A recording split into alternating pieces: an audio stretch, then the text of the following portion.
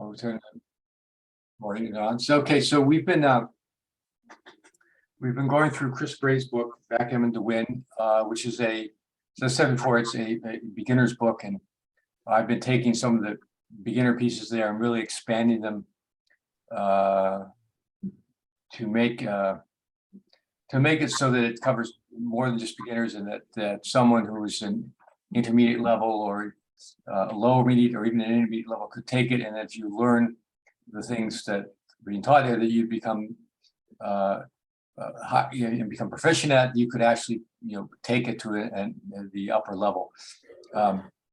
And so we've been focusing mostly on the cube, and we're going to continue to do that. And so what we've gone over so far is the racing formulas. And the racing formulas, everyone should learn. They're kind of easy. There's a little bit of math to do, but they're used not only in racing but in other situations, which we'll get to shortly. And they're the most accurate things that we have in backgammon. If you apply your racing formula, correctly, you're usually within a pip or two of getting the right, making the right cube decision. And so then we looked at position Pratt, or position, race, and threat, as it applies to more early games. I haven't gone over when it doesn't apply so much, but we'll get into other things. There are other tools used when it doesn't apply. And that was a system developed by David Presser, and still ongoing development. But it's I think the most effective tool. It gives you a sort of a chance of making decisions if you understand the concepts there. And so now we're going to turn to something a little bit different. The third way of making cube decisions, which is basically by looking at reference positions and then adjusting reference positions as they apply to whatever situation you're in. So what we're going to cover today, and this is not really covered in the Chris Bray's book. He sort of goes over certain ideas and the holding games and things like that, but doesn't really cover cube decision, because it's really out of the scope of the beginners, a beginner's book. But so this is not really following his ending in his book, but it's something useful to know. It's very easy, and it comes up a lot. So those are all good reasons to take a little time to learn these things. So what the position that's on the XG on the screen is kind of a common position that you come up with. It's called a mutual holding game, and a holding game is whenever both sides have a back anchor that they need to clear in order to get by, and generally you either the race is equal, and that both sides are waiting around to roll big doubles to get past the other, or waiting for their opponent to be forced to break, and you take a chance at hitting your opponent. And so it's kind of it's kind of the waiting game, the big doubles or the chance to hit. So here, however, what also often happens is one side will have a sizable lead, and so the person with a sizable lead has the advantage, because then even small doubles help them get past, and then ultimately forced to break and they're not hit, then they have a really big advantage to win the game. So the reference position, here is a type of reference position, but this is one of kind of a general reference position for this type of game, and which something called the rule of 4 applies. And so what does the rule of 4 mean? The rule of 4, and there's another rule of 4 we'll go over, but the rule of 4 in this is we're focused on the midpoint, and the idea is that you're going to double when you have three considerations that have been met. One is that you have 4 or fewer checkers on the midpoint. And we'll go over why that is in a minute. We'll go over the other one. And just so, I have a summary of this, which I'll put, in the Google file. So you have 4 or fewer checkers on the midpoint. You have an outfield landing point, which is usually the 8 point, but it could be the 9 or the 10 or even, the bar point in some cases, but it's usually the 8 point.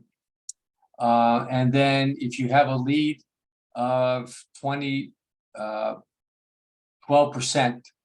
in terms of pip count or more, then you have a double. And it's a double and a take. So that's the rule of 4. So in this case, okay, we got 4 or fewer checkers here. And we have the 8 point. We're up by, this is actually just under 12%. We're up by, well, it's about 12%, 112 to, I can't see it, 124. So that's roughly, well, it's not quite 12%.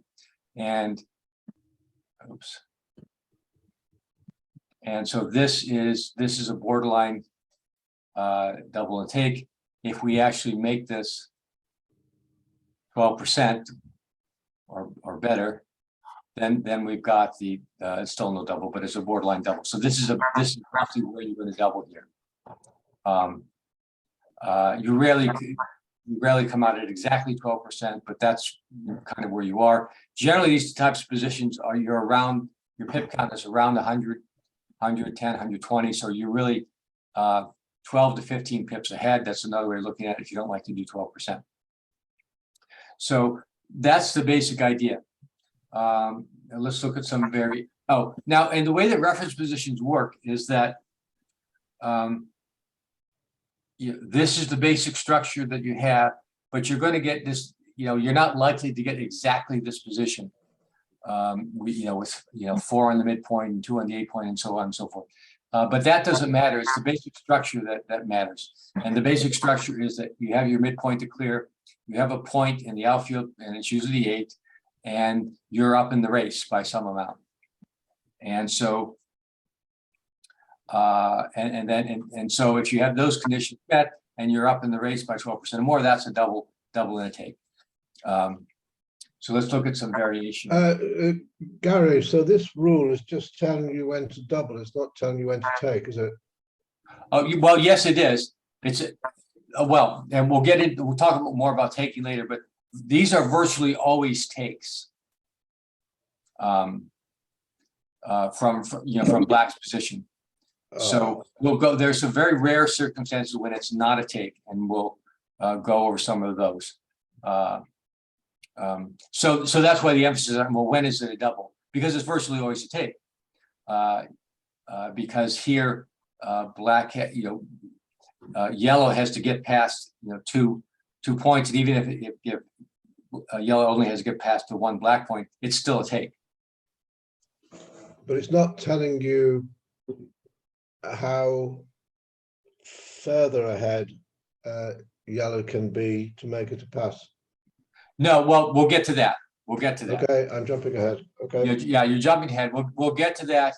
But it's a good point that, normally we're always going to talk about doubles and takes when it's not a double, and then when it's a double and a pass. But here it's almost always a take. So we're going to focus mostly on, when is it a double? So it's either a double take or a double or no double. And it's, there are very unusual circumstances in which it's not a take. But we'll get into those. This is the main structure, and that's the one kind of the idea that you should try to remember. And that's true of most reference positions. And then when you get into an actual game and it's your own specific situations, then you're going to remember the reference position and see what kind of adjustments that you need to make. Now, in this, this type of game, you're starting out with the midpoint, you start out with the 8 point, you almost always keep both of those points to the end. So this is very easy to adjust. And so it's really, most of the time, it's only a matter of comparing the pip count. Okay, so let's look at some variations of how they work. So now, so the reference position, I showed you was where black has the bar point. Now, as it turns out, this applies whether black has the bar point, the 5 point, or the 4 point, and the rules are pretty much still the same.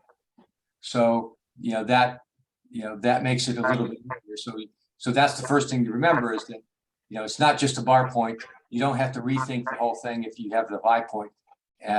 Here we're looking at roughly 12% lead.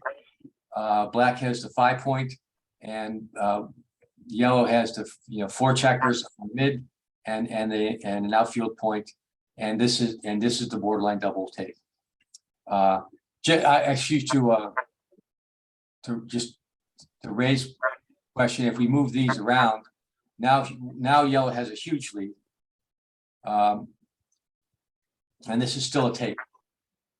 And you see, it's a big take.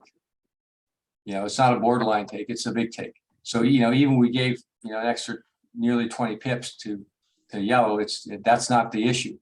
So if you're looking for black's position, and we'll look at this on other holding games, but if you're looking at for black's position, there are two things that you have going for you here. You have some sort of race equity, in which case you could conceivably, roll some big doubles and get around fast. Now, in this case, you don't really have race equity with 33 pips behind, but you did in the other case. But you also have what's called shot equity. So yellow is going to have to clear the midpoint at some point, and also going to have to clear the 8 point. That with the right doubles at the right time, that'll be pretty easy for yellow to do. But if you played long enough, that's not always easy to do. You often get shots in these situations, and if you get a shot and hit it, and you've developed your board, then it's usually you're going to redouble and yellow would pass. If you get the hit with a strong board, then you win the game. So here, what happens when yellow gets ahead is that the racing equity for black goes down, but the shot equity actually kind of goes up because black is not going to have to. Yellow's likely to be forced to break his anchor, back anchor, before black is forced to break the midpoint. So in any case, the main point of this variation is that, okay, this situation applies whether black has the bar point, the 5 point, or the 4 point. So let's look at the next kind of variation. And this just shows that, the importance of having 4 checkers or fewer, and that's why we call it the rule of 4. If you have 5 checkers, it's not it's not a double. Here, yellow's up 33 pips. That's a huge lead, but it's still not a double. And the reason for this is that there are no market losers here next time, or really none of consequence. Well, I guess maybe double 4s might be, maybe double 5s. No, not double, just actually just double 4s really. So there's no reason not to wait till next turn to double. And so that's kind of the idea. So why double 4? Well, because okay, double 4s, 4 down, probably like this. Okay, now you're up by 50 pips, and as we'll get into this, and let's say black does something trivial, we're getting a little ahead of ourselves, but this I think is a pass, or yes, this is a pass. That's because you got another outfield point, is that right? Yes, yeah. Well, jumping ahead a little bit, when you have a second point, like the 9 point or the 10 point, less so for the 11 point, but if you have the 8 and the 9, or the 8 and the 10 or something, and you have a huge racing lead, here we have 43 points, then it's a pass. So that's a situation to remember when it's a double pass. But yeah, again, this is a pretty rare situation, and if you didn't remember that, you're not going to get it wrong too often. But this is the double pass, and it's again two outfield points and a racing lead. I think this can be as low as 25 pips sometimes, but 25 to 30 pip racing lead and two outfield points. That's the double pass. So if you want to, that's useful to remember. I mean, it does happen. So, so it's good to know. Okay, but the point of this segment was really, five on the midpoint, and it's no double yet. Wait till you have four, and that's why it's called the rule of four. Okay, the next version of this. Usually you're going to have the 8 point because that's you start with the 8 point and usually keep it. But the rule also works with the 9 point or the 10 point. Now it turns out that with the 9 or the 10, you need a little bit more of a racing lead to double. So here we've got a 15 point racing lead that's a little bit more than 12. If we put on the 10 point, let's give us more of a racing lead than that. This is still a double, but it's barely a double. And this is more like a 15% or so race lead. So again, we start with a basic reference position and then we're going to adjust a little bit. The thing to remember is that, okay, if you don't have the 8 point, you need a little more of a lead to do the same double. Okay. Let's look at now the more cases where we have the double in the pass. Here, and this is a case where this isn't the pass. This is still a take, and we have a huge race lead, 46 pips. That's like over 40%. Huge race lead. But for black is in this case, black has no race equity, but black has got a lot of shot equity because again, black is not going to have to clear this point before white's going to have to clear it. And black is just going to bring these checkers to build his board, and if black hits, then black wins the game pretty much. But that's not as good as race as yellow's equity, because what's going to happen is yellow's going to clear this point and probably come down with a shot, leaving the single shot from the midpoint, and that's only 11 or 12% chance to hit, though, or not 20, but a 30% chance to get there. So and that's why, and then yellow's going to have 3 or 4 rolls probably to roll some doubles that will make the whole thing moot, and it'll just put yellow past black. So that's where you get 75% wins roughly. Is that in the worst case you're going to leave one direct shot from the midpoint, from black's midpoint from black's bar point, and if you get hit you lose, but you've got a lot of chances for doubles to get around that. Okay, so let's look at some more cases where we've got the 2 points for yellow on the outfield, and a race lead of about 33 pips, and so this is a double and a pass. Now the exact I haven't gotten an exact number here, whether it's what that number, but it's usually around, it usually starts at 25 or so. So I think this is still a double and a pass. Yeah.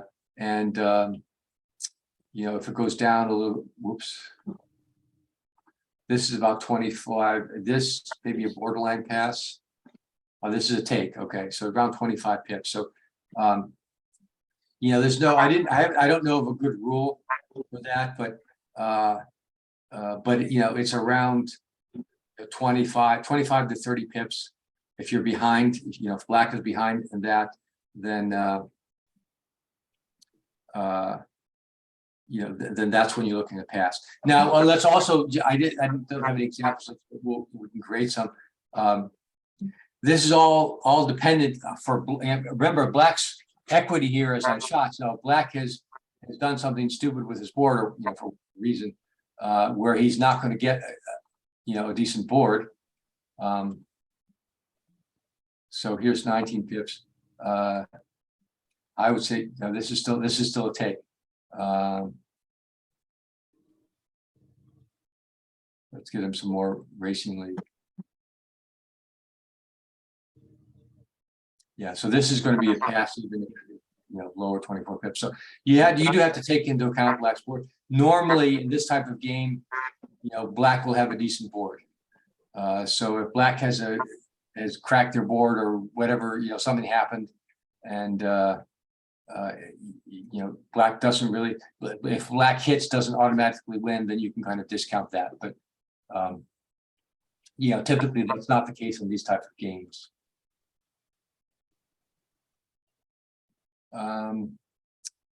Now here, so I guess the point of this is to see, here we've got the two. This works even with the 11 point. Now the 11 point is kind of the weakest point in this scenario to have, as opposed to the 10 or the 9, and it's because clearing the 11, is a little bit more difficult. I mean, if you have the 9 and the 8, for instance, the 9 is pretty easy to clear. If you have the 9 and the 8, if you have the 11 and the 8, it's easier to clear than the midpoint, but it's not quite as clear. So you need a little bit of a bigger lead. This was 38 pips. And if you were here down to 35 pips, I think this is still a take. Yeah.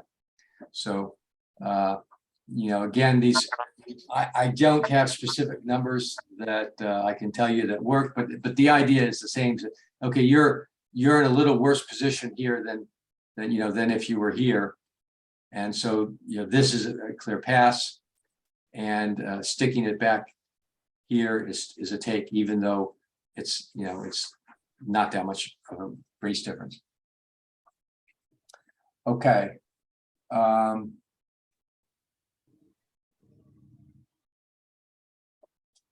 Yeah, so here we have a situation where the rule of 4 still applies, and this is a take, but in this case, most of our equity is in race equity. Now you might ask, so the rule of 4 still applies, but the thing to remember is that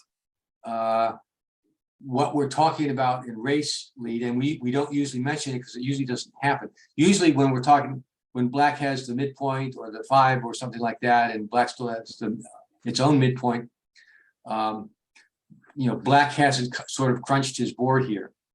Now black has crunched his board, so that diminishes the the shot equity, because black doesn't automatically win if he hits, and it's not automatically necessarily a take on yellow if he gets hit. But here, the thing to recognize is that the race is not just a 6-pip lead. And if we go back to, our Keith count and apply the Keith count formula to the race, we see that yellow has a bigger lead than 6 pips, really. So if you remember the Keith count, we penalized, you got your race, your pip count was penalized in determining the Keith count by extra checkers on the ace point. So here, if you go through count black's Keith count, black has 4 points for the extra checkers on the ace, 3 points for extra checkers on the deuce. So that's 7, open 5, open 6 is 9 pips. Now you got to also do that for yellow. So yellow has 2 pips for the extra checker on the ace and 1 pip for the extra checker on the deuce. So that's 3. So the Keith count is really, it's not 74 for black, it's 83. And for, 83. And for yellow, it's not 80, it's 83. So actually yellow is not behind here, yellow is about even. So that, you need to take into account. So slightly different variation. This would be a little bit hard to adjust for, but this is kind of the same idea. Same ideas apply here. And well, I'll leave it at that. Okay, one other variation to look at is when you're almost there. So here we haven't quite met the rule of 4 because we have this checker that's not on the midpoint. But it's almost there. But we have the other things. We have the lead, and we have the racing, which is over 12%, and we have the landing point. So here, this is a bare, double, and a take. If we were not quite as far ahead in lead in the race, then this wouldn't be a double yet, because we have the extra dynamic here of getting that last checker in and around. But this is usually not difficult to get around. So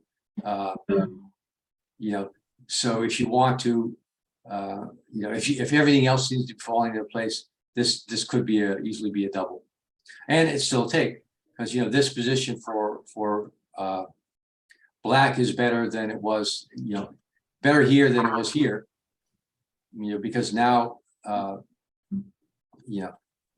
if yellow rolls double twos or something like that, yellow can't clear that point, or even a 5-2 or something like that.